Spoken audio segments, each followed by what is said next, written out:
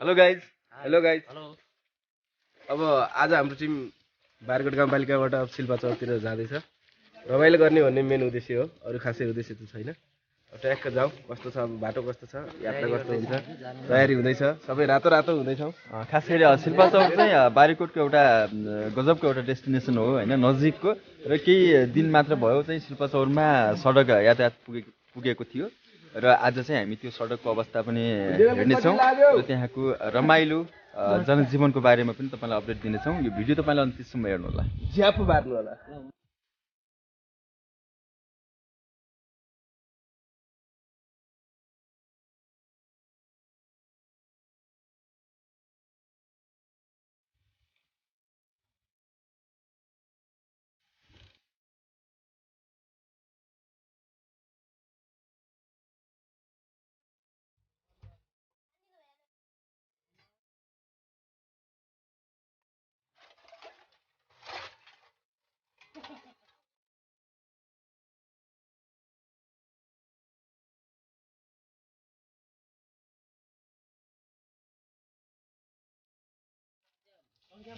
High guys, welcome back to my channel.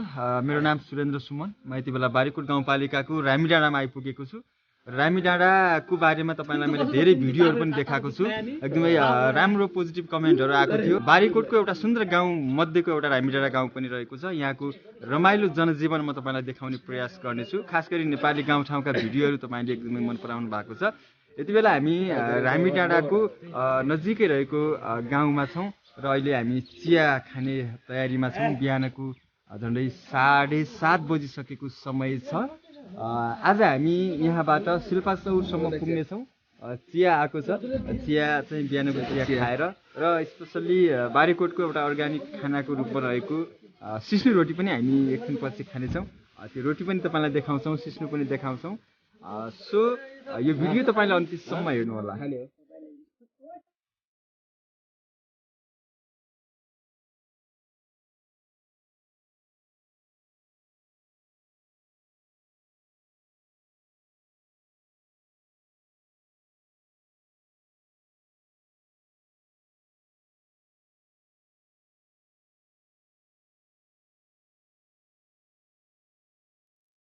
कोही कोही मान्छेले चिया सिस्नु र रोटी खाइरहेछन्।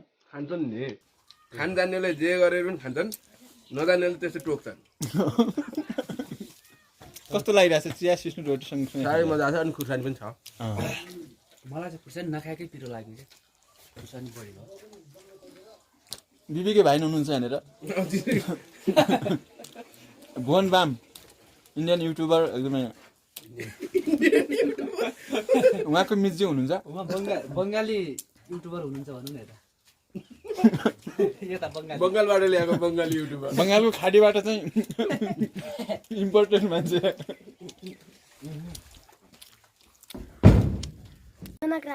कतिमा पढ्छौ? 5 कक्षा 5 मा। स्कुलको नाम भन त। श्री कालिका आदर्श मावि विद्यालय बारेकोट रामीडाँडा। बारेकोट गाउँपालिका 1 रामीडाँडा। गुड गुड, एकदमै ज्ञानी। आदर्श माध्यमिक विद्यालय होला, मावि अनि विद्यालय। अनि सरले चिया किन खानु भएन? मैले खाइसकेँ। स्वाद पारिदिनु भयो। चिया खाने टाइम चिया खाएको कि रक्सी खाएको? चिया खाने टाइम हुने थाहा छैन। सिस्नु रोटी आयो गाइस, सिस्नु रोटी। यसलाई भन्छ बारीकोटको अर्ग्यानिक सिस्नु। अर्ग्यानिक सिस्नु रोटी। मैले चाहिँ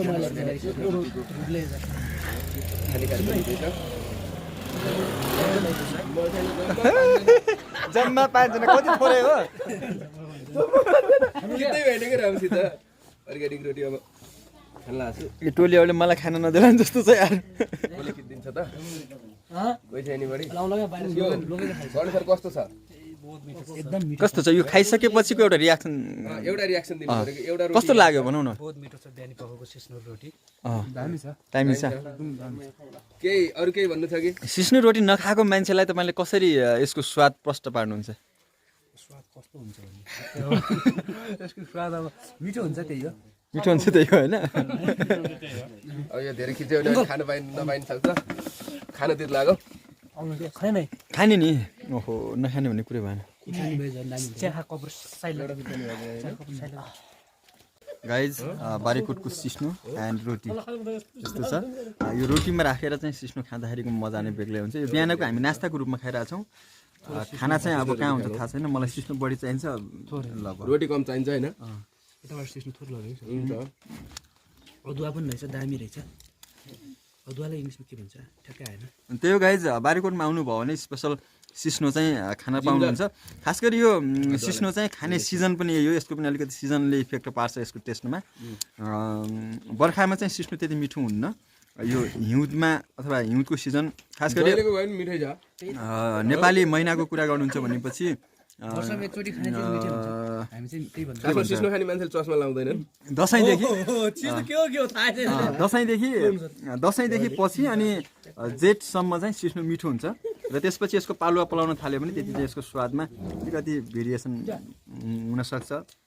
गीत बजाउँदै गइराख्नु भएको छ। यतातिर प्रायः अलि देउडा बुढोपाको मान्छेहरूले एकदम स्वाद मानेर सुन्नुहुन्छ। देउडा पनि स्वाद मानेर सुन्छ। खुर्सानीको नकेर सिस्नो खाएर स्वाद मान्न त्यसरी खानुपर्छ।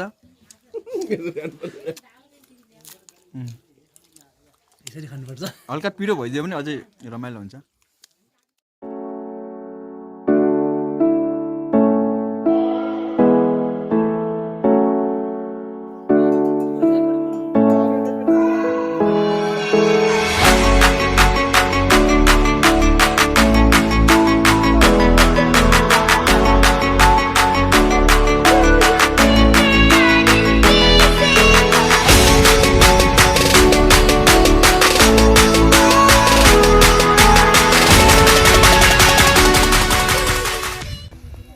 साथीहरू यति बेला हामी चाहिँ सिल्पाचौरमा पुगिसकेका छौँ। सिल्पाचौरमा पुग्दाखेरि बाटोमा निकै नै कठिनाइ चाहिँ भएको थियो। बाटो चाहिँ अफरोड थियो र बाटो अझै पनि सुधार हुन बाँकी नै छ। सायद अबको 1 हप्तासम्म चाहिँ यहाँ आउनको लागि बाटो राम्रो बन्छ होला र बाइक अनि जिपहरू चाहिँ सजिलै आउनेछन्। र यति बेला धेरै बाबु नानीहरू चाहिँ यहाँनिर जम्मा भएका छन्। उनीहरूसँग चाहिँ मैले अगाडि कुराकानी पनि गरेको थिएँ र अहिले पनि यहाँनिर जम्मा भएको छन्। के छ तिमीहरू अब स्कुल जाने हो? कति बजीबाट सुरु हुन्छ स्कुल? 10 बजे। 10 बजे बजार छैन, अब जान्छौँ केटाहरू। ल बाई बाई गरिदेऊ सबैले, एकैपल्ट हातहरू लगाइदेऊ। Bye bye, thank you so much. त्यो धेरै केटाकेटीहरू छन् यहाँ, हातहरू लगाइदेऊ बाबु तिमीहरू पनि।